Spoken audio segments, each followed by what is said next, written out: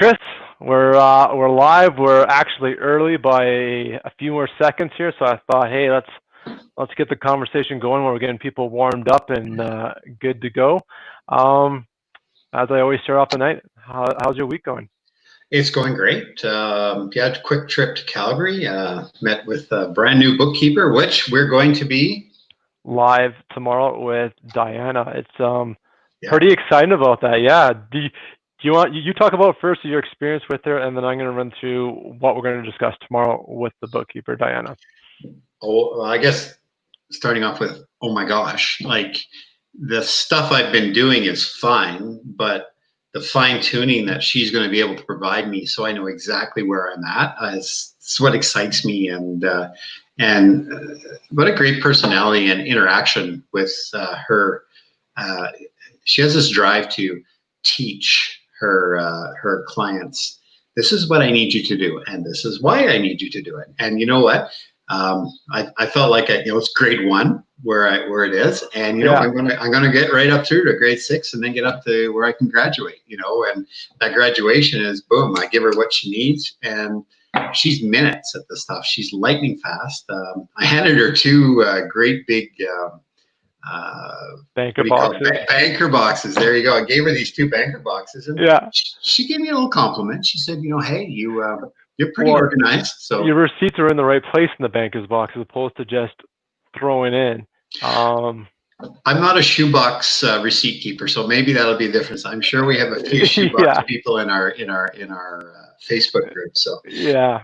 But we won't tell too much. I'll let you tell some more, but I will tell you, if you even see the beginning of this tonight, you need to watch tomorrow night. You need to hear what Diana has to say, even just for a few minutes, because you will go, oh my gosh, this is going to help me be such a better business person. And once you're solid in that, then you stop stressing and you can move over to being a good landlord and running your properties. Yeah, absolutely. So to bring everyone up to speed, we have tomorrow a dedicated show. It's the first of our expert series.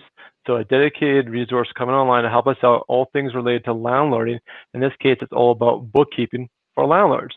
So Diana, she is a wealth of information. I am so pleased and excited to have her come out. She's got over 20 years experience in the business, and as bookkeeping, and not only doing that, she's got a tax background as well, and that's not very common with bookkeepers.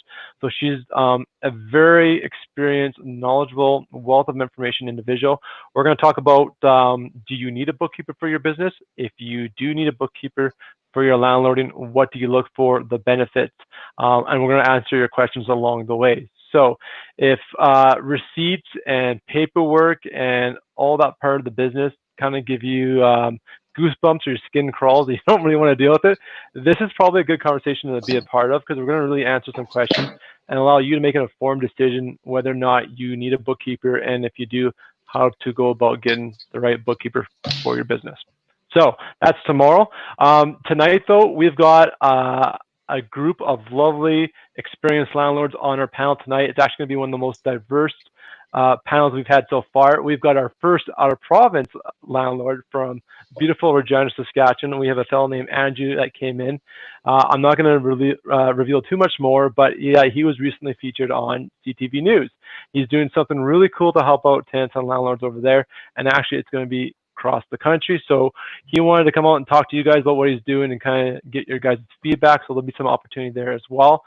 Again, we have Sandy coming back on. She's here in Calgary. She is an expert in legalizing secondary suites.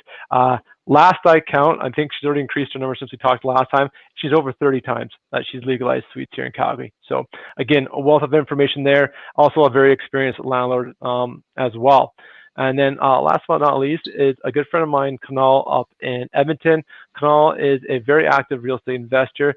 I actually should have got his total count of doors, but he's probably over a dozen now. But what's cool about what Kunal is doing is he's gone and he's actually outsourced his property management. So we're going to have a conversation about how to outsource property management. Should you be doing it? And some tips and tricks around doing that process, because there is a bit of an art form in managing the property manager. So that'll be a conversation tonight.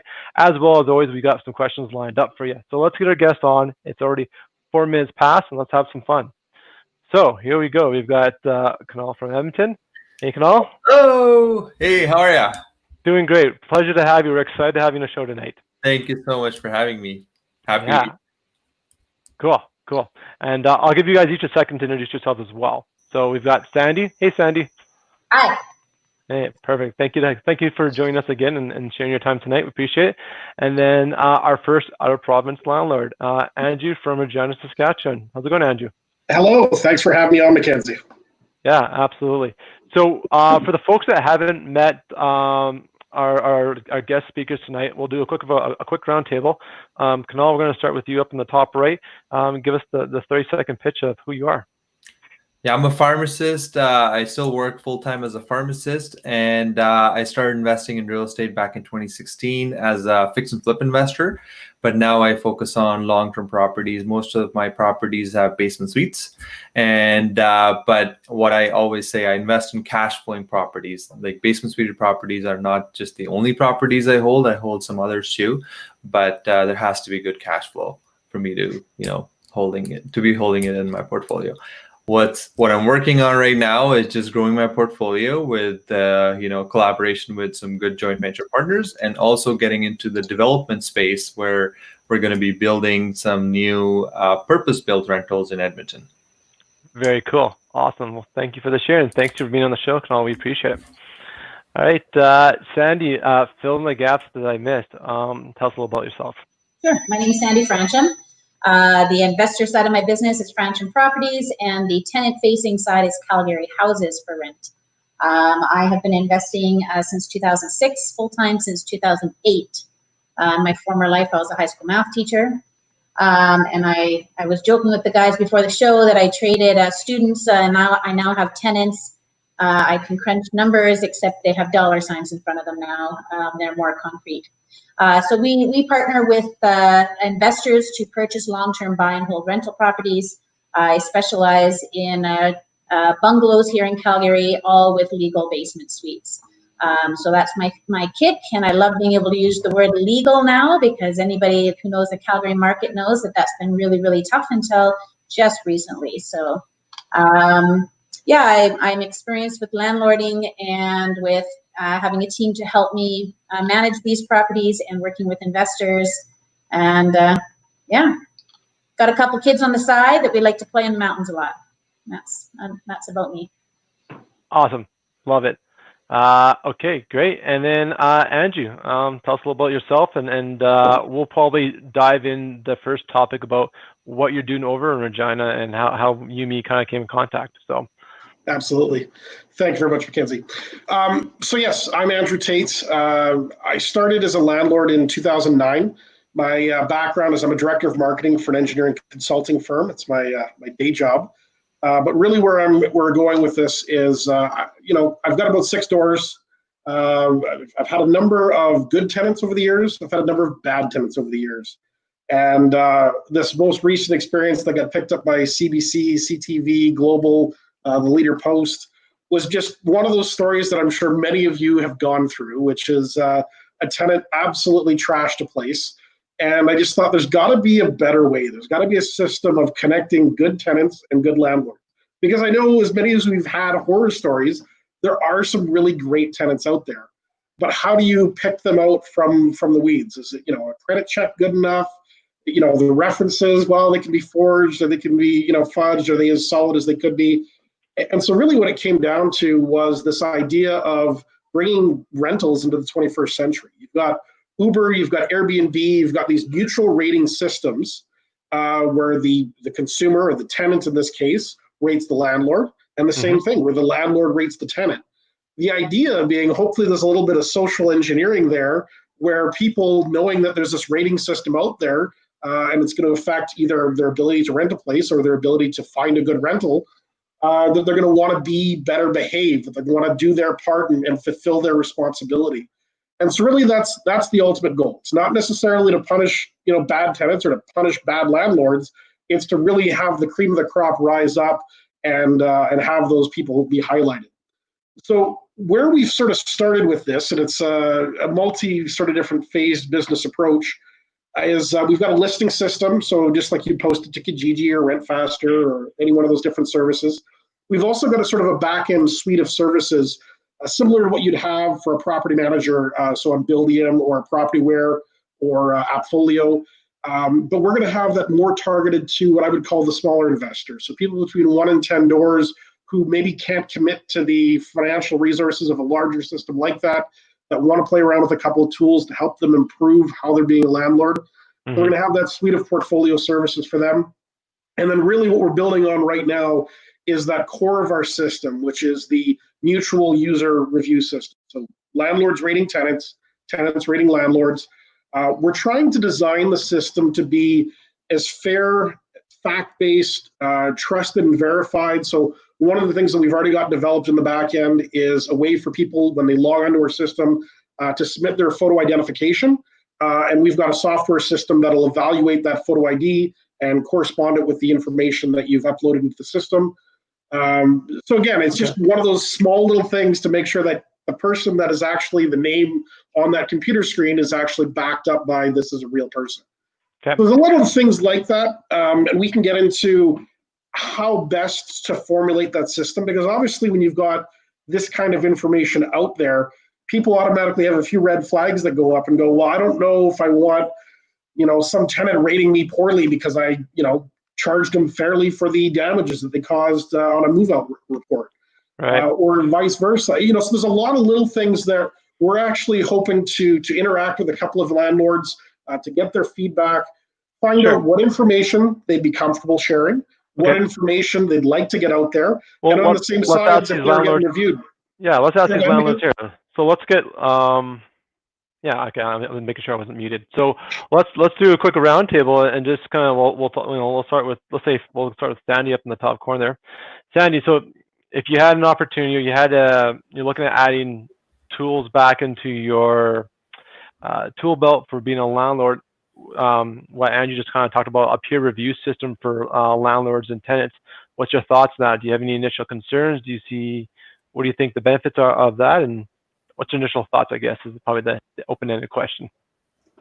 Well, I think that's probably top of most landlords' Christmas wish list is a big registry where we could stick a name in there and find out if a landlord has had a negative experience with someone, so we can avoid those pitfalls. I think it's exciting, Andrew, if you can figure out a way to do that so that you're in compliance with the laws that are out there to protect people's reputations, and I wouldn't want to see you get into hot water for helping all of us out. It would certainly be something that you'd have every landlord sending you a Christmas card, Andrew. I don't know what you'd do with them all. Yeah. Can I actually make a point to that, MacKenzie? And Sandy raises probably one of our biggest points that was sort of why we sort of had a system developed.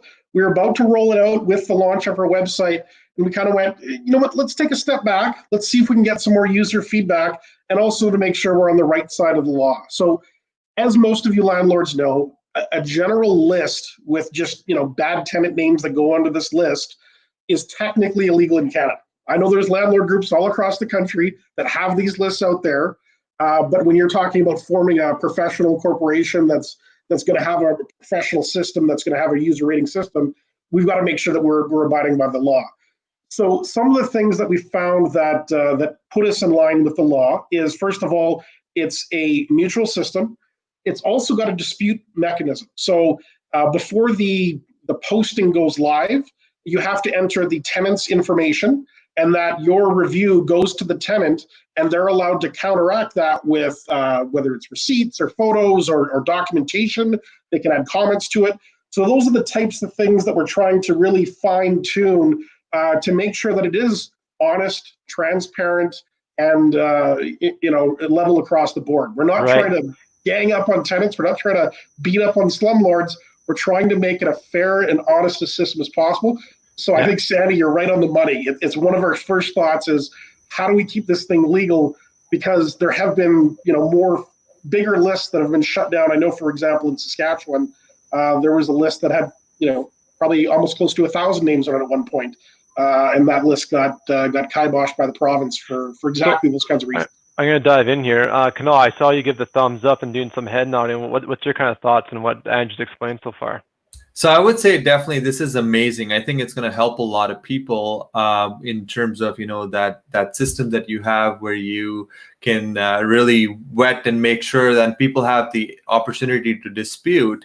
On the landlord front, definitely something like I don't want to have my information out and available just because I use a property manager. So yeah, maybe property manager kind of rating too, maybe in some way, because they're kind of managing for me and they're the front face, and that's how I want it to be. Definitely great for the, like you said, like it's a dispute. I love that. I really do, because nobody can go post on a tenant and just because they think they're not a good tenant, right? Yep. They can dispute it. I love that. I really do. I'm going to jump in and clarify one thing. And Chris and I have talked about this a few times on our shows about people being a little bit nervous about sharing past experiences with tenants. Ultimately, when it comes down at the end of the day, the way we've kept our group, there's a reason why we don't have a list in our group. Because as it's been said, if there's a list, like an Excel sheet, something that's clearly a list, that part's illegal because there's no, again, a dispute mechanism or legal. There's no opportunity for someone to get off that list once they get on it, whether it is they deserve it or not. Now, if you go and post in our Facebook community and say, I had Joe Smith as my tenant, and here's my experience, and this is the trouble I had, or if they're aware a good tenant, someone's asking about them because they're applying to buy your properties, that is okay to share that information, because in this sense, it's like a tenant reference. It's when you create this list and they're black labeled, that's the problem. But if you're speaking truth and you're taking pictures and you said, yeah, there's $10,000 worth of damage here, the truth is the truth. You can't be held liable for telling the truth. At the end of the day, I want you guys to have confidence in using this group and sharing, because I will be doing the same thing as well. I bring tenants in. I want to know if I've got good or bad ones and all that good stuff. So yeah. And Sandy, you want to dive in on that or add on that? Well, I keep coming into my brain. It keeps coming into my brain that this is very similar to the Better Business Bureau, where someone can report and say, hey, here's a concern I have with this business, and then the business gets to respond to that comment, and that knowledge is public. So, Andrew, if you're doing a Better Business Bureau type things for landlords and tenants, all the best to you. It sounds wonderful. No, and that's a great point, Sandy and MacKenzie. You're right. And the part you nailed there is it's really more of a reference when you're talking about it in the Facebook groups. We do the similar thing with our landlord group out here in Regina, and it's because there's a story attached to it, right? It's not just here's a tenant, their name's on the blacklist, and there may not be a reason why. Usually there's pictures that go with it. I call it the sob story of just the heartache that the landlords had to go through or the property managers had to deal with. And really, that's where we're trying to get to the fact-based approach.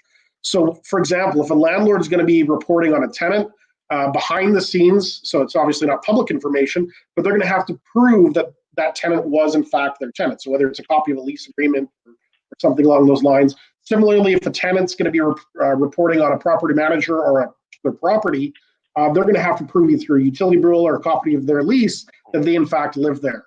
And then also when it comes to things like damages, it'll be, pictures or receipts. All this stuff is really going to be in behind the scenes, sort of, I almost don't want to call it sort of like an impartial adjudication system, because we're not there to judge. We're just there to be the platform for it.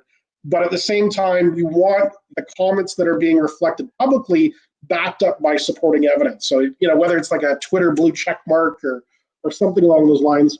And it's also not just on an overall score, it's about individual categories. Because sometimes you've got good tenants, they pay on time, but they leave a place a mess. Or other times you've got tenants who are absolutely spotless clean, but can't pay a bill on time to save their life, right? So it's those different factors and categories that I think are also important, because different landlords or different property managers respond differently to different characteristics.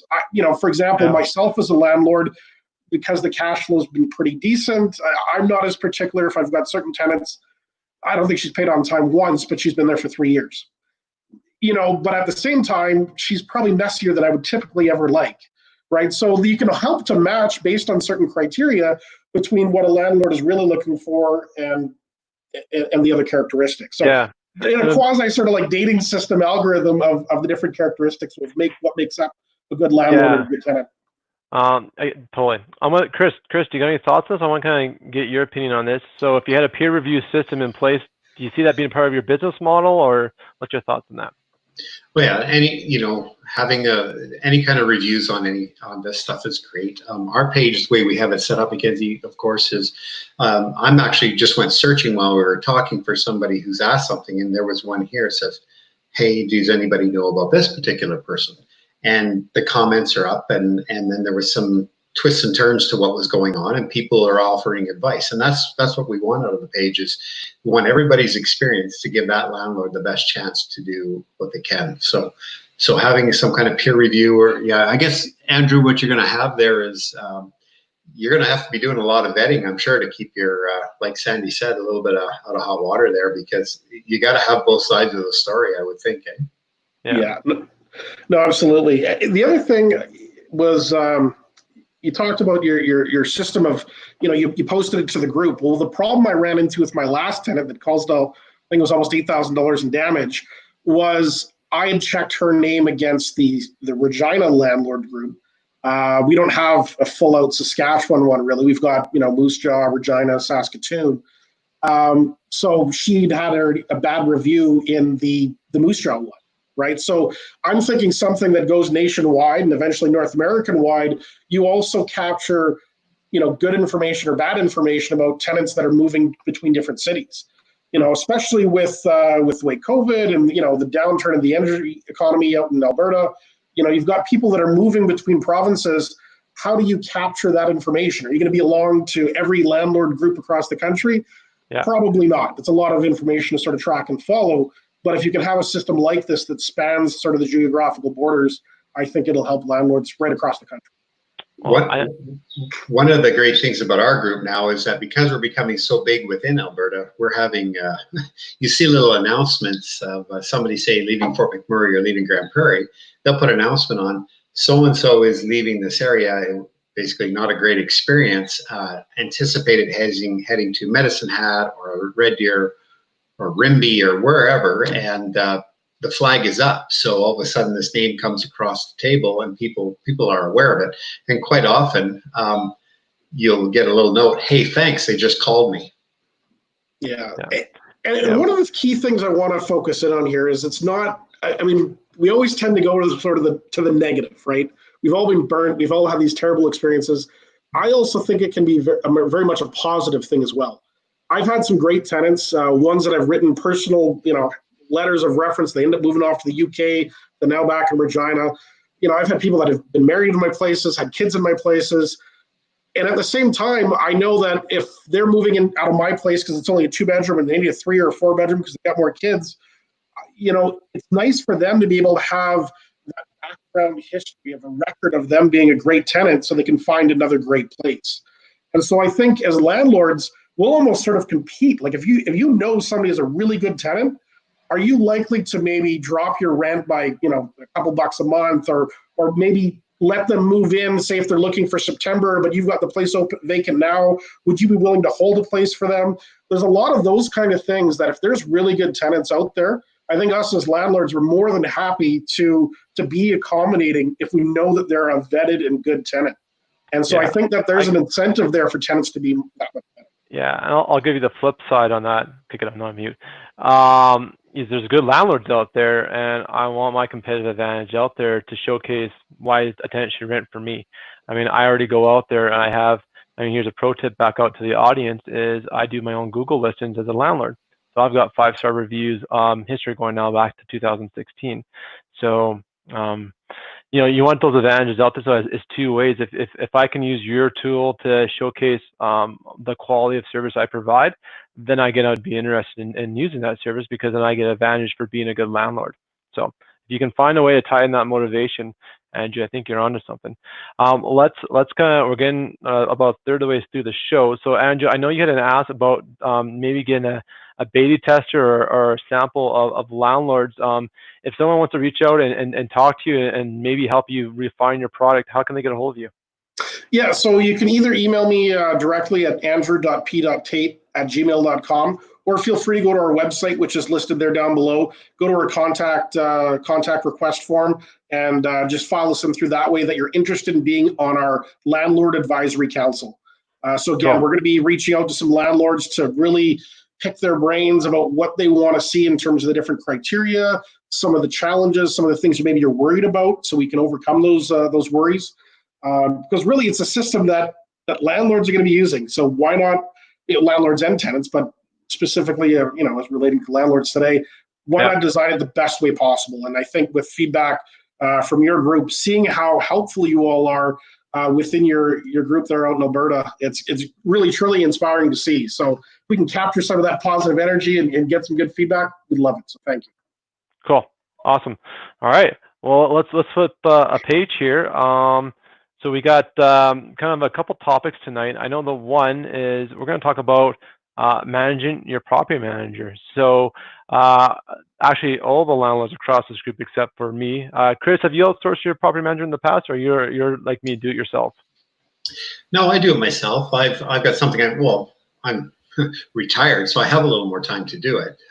However, if you have somebody that's got you got a regular job, you may want to look into that. Again, your cash flow is important because you're adding on another expense, and how you gotta make sure you cover that. But I kind of toyed with the idea of property management with a friend of mine in town here. There is a need for us here. However, there's a lot of hoops to jump through. You just can't say, okay, I'm a property manager. There's some courses, there's some connections, there's some legalities that you got to, certifications that you got to do. So it's not as easy as someone looks or someone thinks. Absolutely. Kunal, let's kind of hop with you. I kind of wanted to get your take on this. So kind of explain me your current situation, how you work with your property manager, and maybe walk us through the process of how you went and found and hired, and maybe did you have certain standards, or just what was the important criteria when you were looking for your property manager?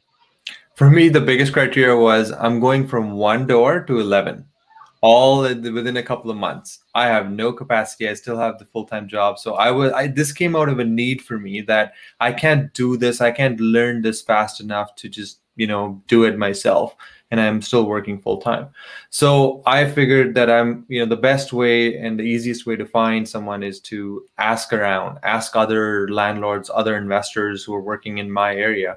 So I did that. And my biggest struggle with reaching out to people, most, I guess, bigger companies or companies out there, they have what they call it, this is how we do it. And I was just not okay with that, even though I was, I'm a new landlord, right? And I'm like, I'm not okay with you telling me this is how we do it.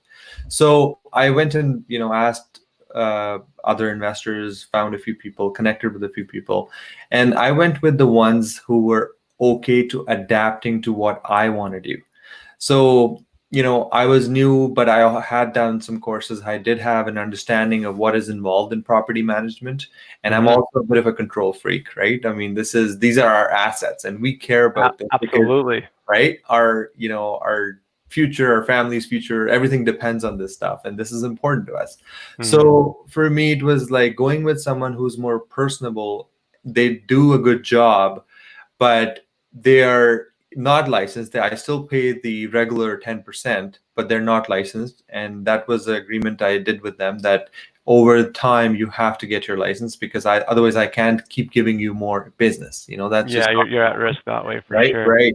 But that's something that I need to transition out of. And unless they get their own license, I will have to transition over to a different company. But still, I'm very heavy on that personable kind of aspect, where it's not like they keep telling me this is how we do our things. Right. And it comes down to that in everything we do in this business. It's a people's business, is how I look at it.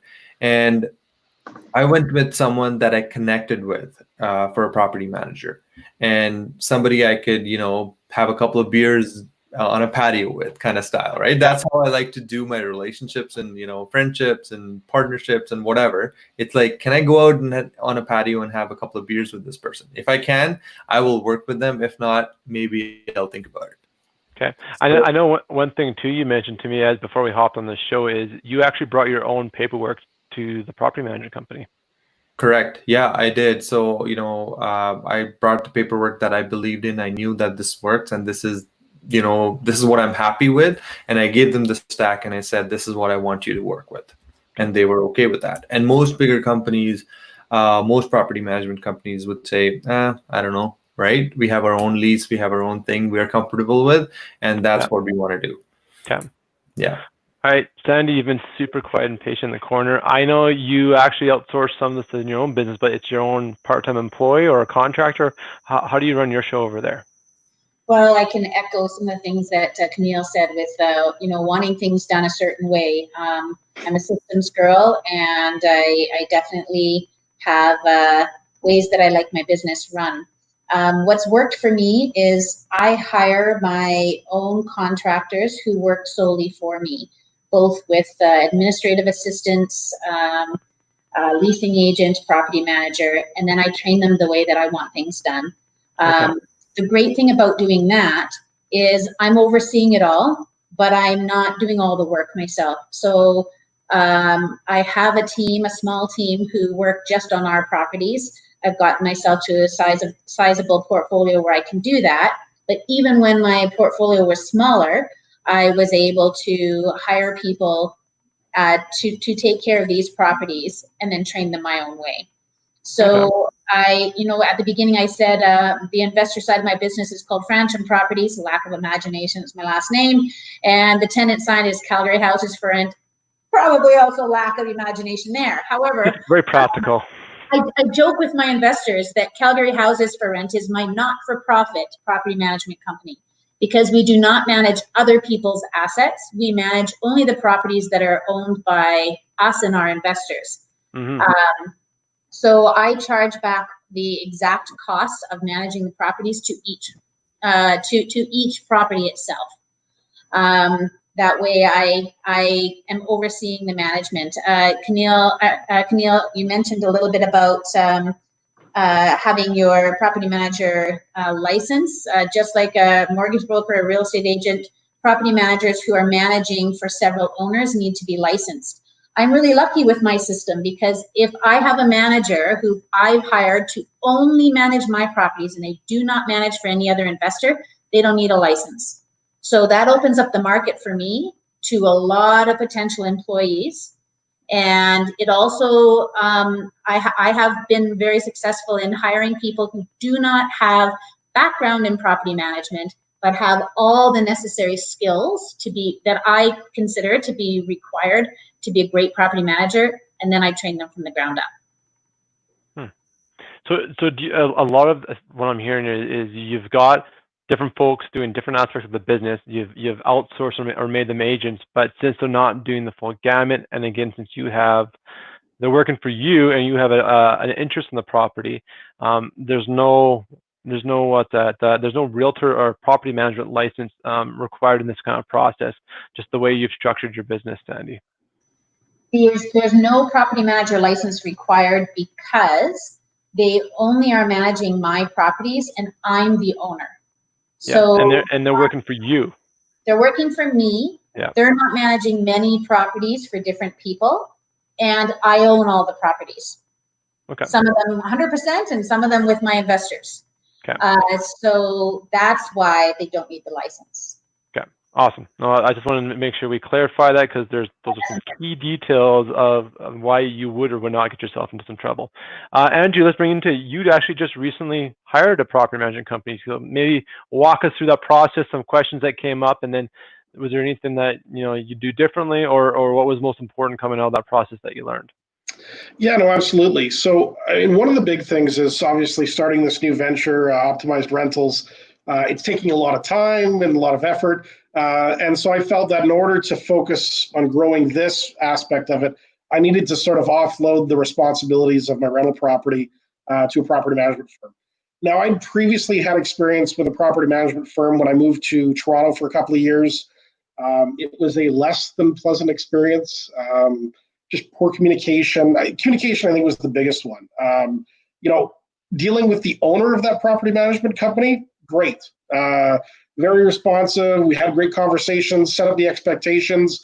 But then when they handed it off to their subordinates to sort of handle the day-to-day aspects of it, that there was a lack of communication there. So a lot of great promises, not a lot of great on the fulfillment side. So this time around, I reached out to our landlord group here in Regina, asked for some references. It's a smaller company. They've just been in business for about 2 years. But again, a little bit more personal, a little bit more willing to connect, a little more flexible in certain things, but still have, some great experience. While they've only been a property management firm for 2 years, they bring a wealth of experience in terms of managing properties for about 10. So I think it was something of a similar story to Sandy's operation, where they managed their own stuff for a number of years, and then it sort of decided to expand into managing other people's properties. Yeah, I'll take on that, Andrew, is when you have a property management company that the employees are landlords themselves, that at least gives them a better understanding of why this is important and how they should be running the business, opposed to hiring, a college student to do different parts of the business. They're not invested. I wouldn't say they don't have the same skin in the game, I guess is maybe a fair way to put it. The other thing you mentioned was challenges with communication. So maybe when folks are out there approaching a property management company, is they set up standards for communication. I want one monthly email to let me know where my property is. Got my kid there, he's a little unhappy, but I've maybe if there's a cost over $200, I want to know about it. And maybe if they're doing your tent screen for you, that's a lot of the work's done up front. Is maybe you have a weekly report on the number of views on your listing, how many phone calls were received, how many appointments were booked, so on and so forth. And probably on top of all of that, it's test them as be your own secret customer and go through that process that property management company is running, because they might tell you something over here, but then they're doing something over here differently. And you won't know until you actually go through the process or have some feedback in that way. So yeah, good feedback, guys. We've got some questions queued up here. Chris, maybe I'll throw you in the mix here. You said you're pinging me. We've got someone with the question, so maybe we should take it. Yeah, that would be great. If you want to just bring up that first question that Tracy Joy put up there. Okay, so I don't have the names. Is it my tenant hasn't paid rent? That's right. Yeah, sorry. I'm following on Facebook because I know StreamYard doesn't always put the names in. I'm always blind. You're my light in the dark, Chris. So yeah, Tracy Joy, she put up here that the tenant hasn't paid rent for July, and I told her that I was filing with the Court of Queen's bench. What is my best and fastest way to evict? To the eviction file. Okay, so let's talk about that evictions. First, I want to say one of the most important things, if you're going, and this isn't at you particularly, Tracy, this is in general, we have landlords that are taking on a business, people are taking on a business, and then they're going to call themselves a landlord. And what they want to do is they want to rent a place, they want to take the keys, they want to hand it something, and you think you're going to make a bunch of money. It's not that easy, because all of a sudden things are going sideways. And a great example here is your example.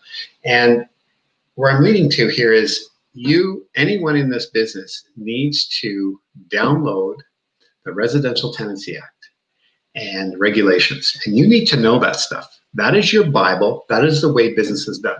I want to say first off is that people say, oh, it's all in favor of the tenant. Nothing is in favor of a tenant and nothing is in favor of a landlord. It is an even playing field because there's rules in place. The rules are to protect you from the tenant and the tenant from you. And we had to make rules. The government did, because things weren't fair. So if you follow the rules, everything falls in place. However, yeah, you want somebody out and they won't go. Yeah, you know what? There's a process for that, and people can do that, and it's unfortunate. But the next step is, in your question, you're saying you want to file with the court. I'm understanding this by the way you wrote it. You want to file with the Court of Queen's Bench to evict them.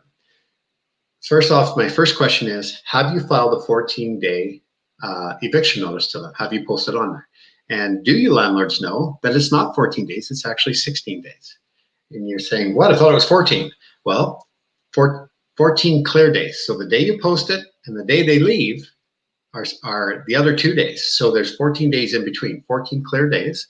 So your eviction notice has to have 1, the address on it, 2, the date that you put it up there, and 3, the reasons. Always have reasons, plural, because all of a sudden if they pay you and they accept it, but you still want them gone, you're hooked. You got to keep them. You have to have reasons you why. follow the whole process again, and you're spinning your tires over and restarting. That's right. And, so yeah. So now the next step is you say, well, this question here says they're going to go to the Queen's Bench. If you haven't given them a 14 days notice, don't waste your time. Get that notice up there, file with the RTDRS, get that in. It's fast, just as fast. And you want to be going to the provincial court, civil court. You're not filing with QB. You're filing at the provincial level so that you can get in there as well. So yes, there are some guys who prefer to use the provincial end of it, the civil end of it, because judges award better awards than the RTDRS. And you'll see there's some guys on here, Rob Bowen and Dean Marsh and Conrad Rattray and Donald Gray. There are guys that they do a lot of evictions, and there's 2 avenues to go. So reach out to those guys. They can help you out and give you some direction. Let us know what town you're from, and we'll connect you with those guys. But I just want to finish there, MacKenzie. I'm sorry, but get that 14-day notice up there to start with, because that's the beginning of ending your problem, and they'll know you're serious. So. Well, even too, the big thing is documentation, right? If you've got your documentation online, I think you can actually bypass that 14-day eviction notice and just start right with the whole get the case, or I don't have the legal terms figured out here, but get the file going with the courts, and you can get going. The 14-day notice is if you've got a tenant you want to get rid of, but you don't got your documentation in place. You got to start building that paper trail up. Now, I think that's where that 14-day notice came in. Sandy, I saw you waving over there. Okay. So, Tracy, I see you answered my question on Facebook there that you're from Brooks. So, couple of things. Chris, you're saying to download the Residential Tenancy Act. If you're in Calgary, you can take the Residential Tenancy Act course through the Calgary Residential Rental Association. 2-day course. It's fantastic. Tracy, right now it's being offered virtually, so that could be something you could easily do from Brooks. And that course is designed to teach landlords how to successfully implement the Residential Tenancy Act. So you learn about the act, but then how to use it in your business. Okay, but that's not what you're asking right now. You're asking, what should I do? So here is my process for when a tenant doesn't pay rent or when it comes back NSF. I give them a default notice immediately, the exact day that I find out that the rent has not come in. That default notice is delivered by email. If I'm very concerned, I'll go tape it to their door as well. I call them the same day and talk to them about payment arrangements. If I can't get a hold of them, if they're ghosting me, they don't answer calls, they don't answer emails, I immediately send a notice to enter saying that I'm coming for a property inspection. And I go to the home. That's when you're going to find out sometimes that someone's abandoned the home. But I'm going to know very, very quickly what's happening in that house. Have the tenants left? Is it a mess? Are they out of town? Did something bad happen to them? Are they ill? Are they in the hospital? Are they in jail? So give a notice, talk to them, and then go there if you need to go there. Now, there's been a little bit of talk about 14-day notice and the RTDRS. RTDRS stands for Residential Tenancy Dispute Resolution Service. That is all through Alberta. It's a good job. Thank you. Quick way to go to court without it being as formal, and it's way less expensive than filing at the Court of King's Bench. Also, generally faster. Of course, it depends on how many cases are happening. But understand this, you have 2 choices for getting out a tenant. You can give them a 14-day notice, which, yes, it is 16 days. Or you can file at the RTDRS. You cannot do both at the same time. And this is really important to understand. If you give a 14-day notice, you need to wait until that notice period is finished before you could go to court. You can't do both at the same time. So make your decision carefully. If you're going to do a 14-day notice, then you're going to give them the notice, and if they decide to pay, now they're still your tenant. So there's pros and cons to that. If you're done with these guys, and this has been going on for months, Tracy, then you need to find yourself some good tenants, and you need to do it right now in the summer and not wait until November, right? So you want these guys out. So if that's the case, then don't give them a 14-day notice, because tenants could pay and then still be there. Or worse, they don't pay and now another 16 days has gone by and you don't have any rent. Hey, it's the 22nd, add 16 days, you're now in August. So now you're out 2 months of rent. Mm-hmm. So sometimes when you want to move quickly, or you're going to go automatically to the RTDRS and file. Now you can do this on your own, right? You can fill out all the paperwork, or you can hire someone. And I'll do a shout out for a company here in Calgary called Servit. Brad Longway is absolutely fantastic, and he's my go-to guy when I have questions about the RTDRS. So he can we do got guys on the website, Sandy, that we have working relationships with first as well. But yeah. Great. So if you go to court, then you can get an order for them to get out, an order for them to pay their rent. Or what I also love is if you don't necessarily want them out, but you just don't want to deal with this problem anymore, you can get something called a Cinderella order, which means that they must pay their rent on the 1st of each month. And as soon as they don't, then they're out. You don't have to go back to court. So the order says, you be a good tenant and pay on the 1st of each month. And as soon as you're not a good tenant, you've lost your home. So there's a little bit of information for you, Tracy. I hope that helps. I think the biggest thing is to move swiftly. Within the first couple of days of the month, you should have your notices out. You should have payment plans in place. And then you're deciding whether you're going to go 14-day notice or go to the RTDRS. Thanks, Shelley. You presented that very well. I'm excited about how you said that. I was trying to cut corners and get the information out, but I'm so glad you jumped in and said what you did. That was very helpful. We have one question pop up here. I'm going to put this out. Shelley will know right away here. I'm trying to read up on it. Tony Dallin, and that person's asking that they're under the understanding that the government has said no evictions for non-payment has been extended until August 14th. Are you aware of anything like that, Shelley? Sandy, sorry. Sandy. Yeah, sorry, Sandy. Been on here before, and she's great fun too. Yeah. But I believe I'm just clicking this link to have a look. So the late fees you weren't allowed to collect late fees until the end of June, but I think that's done now. And for evictions, you can't evict a tenant for non-payment of rent without first trying to arrange a payment plan. So it sounds to me like, is it Tracy? It sounds to me like Tracy is been trying to communicate with this tenant. And if the tenant is ghosting you, documentation. So if you have documentation that you have offered a payment plan, you have tried to give a payment plan and the tenant is still not talking to you, not responding, then you can still go for eviction. So yeah, can I add on to that too? Is the tenant has to accept, by law, the tenant has to accept the payment plan, and if they were simply outright refuse not taking a payment plan during this COVID time, that is grounds for dismissal or eviction. Yeah, if you contact me separately, Tracy, I have a payment plan document that has been reviewed by a lawyer that I've been using, and I would be pleased to share that with you. And you can send that to the tenant and fill it out in advance. But you show some documentation that you're trying to be reasonable.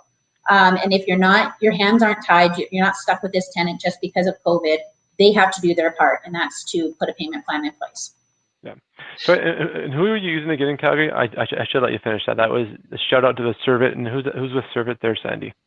Brad Longway is the owner. Okay, cool. Good to know then. Awesome. Just to clarify that, Tracy had asked some questions and Tony had asked some questions. So that last part was for Tony's answer there. That we apologize to everybody there because we're trying to keep all the names straight. Even I can't even call Sandy her right name. So sorry guys, it happens. It's okay, Jonathan. Don't worry about it. Yeah, right. So there's another question that came up in the group. A lady named Lisa. She's dealing with kind of a tough situation. So I'll give it kind of a paraphrase. She's got a tenant that's late with rent.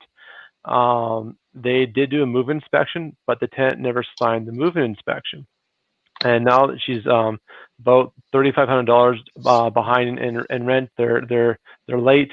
Now she wants to know how she can deal with the problem, and she's asking if she can keep the damage deposit. So there's a few things at play. I'm going to take a stab at this, and I want you guys to guide me correctly as we go along. One, just because the tenant refuses or does not sign the move-in inspection does not make it invalid. They have to have an opportunity to sign it. So I mean, that's the part you want to get clarified on. If let's say that is not done right and you need to get another inspection done, you can do an inspection at any time. And then that's from that point on, whatever that current state or status of your property is in for damages is the starting point. Any further damage from if you do an inspection halfway through the lease, any further damage is what you can collect on even before that inspection. Unfortunately, you're out of luck because you don't have documentation to prove it. And then since she's late in arrears, keep the damage deposit and just go after her for the arrears. You might be out of luck depending on how your move-in inspection has been documented for the damages, but you can definitely go after the arrear rent. Add on to that, please. I'll just add in there. So I've had quite a bit of experience in court with my past career, and I will say this is that due diligence, credibility, documentation are important. So if you have done a walkthrough inspection and you can explain that accurately and properly to the judge and why it wasn't signed, the other person has to be there and they have to either find a reason why it wasn't done, or are they prepared to lie? And most times you'll say, well, yeah, we did do that walkthrough. Okay, well then you're great, but you are given that opportunity to explain yourself. So don't write off I noticed a couple comments where people said, well, you're hooped. No, you're not. It's about being able to explain. That's why there's a judge. The judge hears two sides of a story and then says, yeah, I believe this person, they're credible. And you, sir, you kind of hinted to the fact that, yeah, there was a bit of a walkthrough. So a preponderance of the evidence, if you will, weighs in the favor of the landlord. So don't quickly write things off because there's a reason there is a judge there. He's judging the facts. He's a referee, and he's going to make a decision. One comment I'd like to add is whenever I do my move-in or move-out condition walkthroughs is photos and videos. And a unique little quirk here out here in Saskatchewan, if you're taking photos, you have to print them yourself when you go to the ORT, which is similar to the RTDRS. But if you're taking a video, you're allowed to upload that to them on a USB drive, and then the judge has to, bring presentation materials for that video to be shown at the hearing. So if you want to save yourself some photo printing costs, video is the way to go, at least out here in Saskatchewan. But again, every single time a tenant moves in or moves out, photographs that are time-stamped on your phone, you can have that pre-logged in there because that's, it's concrete. They can see it, Yeah, I like that too. I've done it now with my last 3 or 4 leases. I just do a full video. I take pictures as well, but really the full video. And on top of that, I make sure I capture the tenant in the video. So then they're like, hey, look, this person's in the property. You've heard 15 minutes of conversation agreeing on all these different points. And now here we are in court and they're arguing about this damages that didn't exist. I don't know how else you can get more black and white. It does take up a little bit of space, but for $2 to $3 a month, you can pay Google Drive and have that stuff backed up. It's priceless and dealing with this kind of stuff. So, yeah. I think that's a great point, MacKenzie. Best practices in my mind for doing a move-in inspection is to have tenants in the picture. And I just tell them, hey, I'm just going to take a picture of this move-in form. So that helps me organize my photos, that I know that all these photos are for your move-in. And I'm going to take a picture of you guys to show that you're the ones who did the move-in inspection for me. Smile. And have the Hey, can you point out this damage in the corner for me? so that helps a lot. Best practice is when we do a move-in inspection, if we don't both agree on that move-in inspection and they don't sign it, I don't give them keys. So keys don't get released. In our business, keys don't get released until I've got first month's rent, I've got the full security deposit paid, We've done the move-in inspection. The lease is signed. The move-in inspection is signed. They've given me a copy of the binder letter for their tenant's insurance. Once all those things are done, then congratulations, here's your key. Okay, that doesn't help for this landlord who's in this pickle right now, because that's best practices for next time. We learn through these experiences. Again, I would do exactly what Chris said. I think that the courts are very reasonable, and I would move to get this tenant out and then go for damages. Get your property back first and then go for damages. Yeah. Kunal, I was just thinking here from your perspective, since you've outsourced as part of the business, do you ask for this kind of documentation? How do you look at this side of the business, or how's that handled for you? Definitely pictures. It's a part of the move-in, process. We, property managers go take the pictures and, they save them and all those things. We don't do pictures of the tenant, but that's definitely something I'm going to implement. So I've taken some notes. I love it. Yeah, video is definitely, like Andrew, that's a really good idea. Just having a video as opposed to pictures, I think is something to definitely incorporate. And definitely doing some gifts. I love to treat them as clients, so I definitely treat them nice. And I feel like I have a smaller number of doors, but have all 16 of them have paid, and they're doing great. And I sent them donuts just because I believe in relationship building, and that's 100%. What I focus on this business. Yeah, I did. I know, and then I'll take the last word here. One thing I did over COVID here is when things were going slow, I wanted to both support local businesses because restaurants were shutting down. So I did skip the dishes for all my tenants for 1 month, and I think it would have been, I don't know if it was April or May, whenever it kind of got really big there. All my rents came in on time, so I was like, thank you guys, I have no stress. Here's $30 each, go help a local restaurant in your neighborhood. So. And I did the same, local donuts, and they delivered for me, so this was perfect. Didn't have to do any work. Yeah, cool. Awesome. All right, so we're just near the top of the hour. Sandy, you want to add on this? Quick thing, I've been reading the Residential Tenancy Act while we're sitting here trying to find something that says the tenant has to sign the move-in inspection. I'm not seeing that here. I've just been reading it while we've been talking, so you may be all right if you've got some documentation. Trying to give them the opportunity to sign it, right? So I have a move-in inspection. You know what? I'm gonna grab it 1 second here. So I have a move-in inspection, and there's 3 opportunities to sign on it. So here's it says right here. There's 2. It says 1, the landlord and the agent or the tenant agrees that the move-in inspection fairly represents the property. Great, they sign off, everyone's happy. Or there's number 2 is the inspection was conducted on this date without the tenant or the tenant's agent, or they refuse to sign it. So it comes back to, as long as they get the opportunity to be a part of that inspection, they either don't show up or refuse to sign it. That's on them, because that's a decision. You can't control what the tenant does, but if they have the opportunity to be there and they didn't take advantage of it, I don't think they should be held accountable. And this documentation, this is a move-in inspection from the CRA, which is the Calgary Residential Rental Association. So I feel like it's pretty ironclad. So it's not the RTA, but yeah, I would assume it's well in line with that. If you can't find anything saying that they have to sign it, so yeah. Anyways, let's do a little bit of a round table. I want to say thank you to Sandy, Angie, and Kunal. Thank you guys so much for giving us another hour and a bit of your time tonight. I want to give some time back to you guys. We still got 17 people watching us live right now. Thank you so much. Share a passion project, a business venture, or a charity. What's important to you right now? I'd like to give you guys each a couple minutes or a plug to talk about what's going on. So Sandy, you're in the top right corner. I go clockwise. Share with me first what's going on. Top right corner, lucky me. All right, so right now I am ramping up a new consulting business. I have been helping tenants since last summer with the legalization of pre-existing secondary suites here in Calgary, Alberta. I have now finished legalizing, it's probably close to 35 suites, it's over 30 anyways. Successfully here in town. I've developed a good system for doing this that minimizes the cost and the disruption to your current tenants, because tenants are really important to us, as well as I've got great relationships with the city inspectors. They know my name in a good way. So I have been very successful at helping landlords, and I learned from doing all the mistakes on my own portfolio first, and and getting all of those properties legalized. I would love to hear from landlords who have secondary suites in Calgary that are not legalized yet.